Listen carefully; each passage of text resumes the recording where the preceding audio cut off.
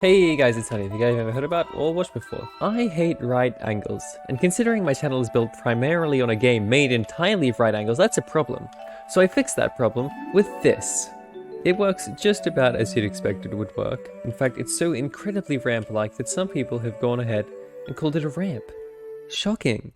If that's all you came here to see, feel free to leave, but I'd appreciate a like and a comment, help me increase my engagement. But if you don't want to leave, we're going to delve deeper into what makes this work. The ramp is made of two main things. The first one is the shell, what makes the ramp look like it does. And the second one is the hitbox, what allows you to walk up the ramp and interact with it in the way that you'd expect to. The shell is made up of about 12 armor stands. Each of these 12 armor stands is a copy of this one. And basically what this is an armor stand that's looking at a certain angle, determined using trigonometry, with a block of grey concrete in its helmet slot. So that's what makes the ramp look the way it does. However, that's just the shell. That isn't what makes it, walkable. The real challenge with creating a ramp that would work exactly as you'd expect it would was creating the hitbox. Now, instead of using a slanted hitbox, which I'm pretty sure is impossible in the game, what I decided I would do is create effectively a bunch of tiny little steps. And to make those tiny steps happen, I decided to use shulkers. The shulker is unique to any mob in Minecraft. This is because its hitbox is interactable by the player. What this means is that the player can use the shulker as though it were a block. However, there's one small issue that a few of you might know. If you try to summon a shulker in between two blocks, the shulker will auto-adjust itself to be on one of the blocks. This means that you can't have a shulker in between two blocks and acting as an increment of a block. The way that I got around this issue was by using an armor stand with a passenger of a shulker.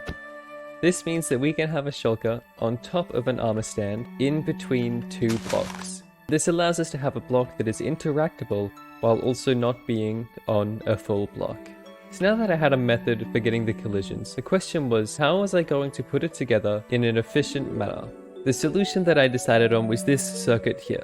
When we press the button, the first thing that happens is this command block fires. What this command block does is summons an armor stand where we want the first step to be, and we give that armor stand the tag StepMaker. Then the pulse goes through this redstone extender, which extends it to around about 5 seconds. The reason we've done this is that we can have 100 ticks pass by, so we can create 100 steps. Once the pulse has made its way through over to this side, it first activates this. What this first command block here does is detects if the steps counter, which is on the scoreboard, is greater than or equal to 100.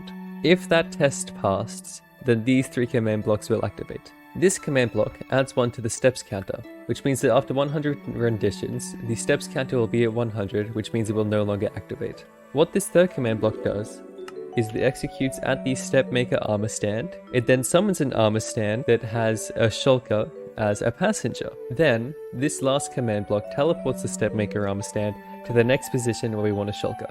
During those 100 ticks, this redstone torch is being deactivated by this redstone. When the 100 ticks are over and this redstone deactivates again, this redstone torch activates, activating these two command blocks. And what these two command blocks do are delete the StepMaker armor stand and set the steps back down to 0.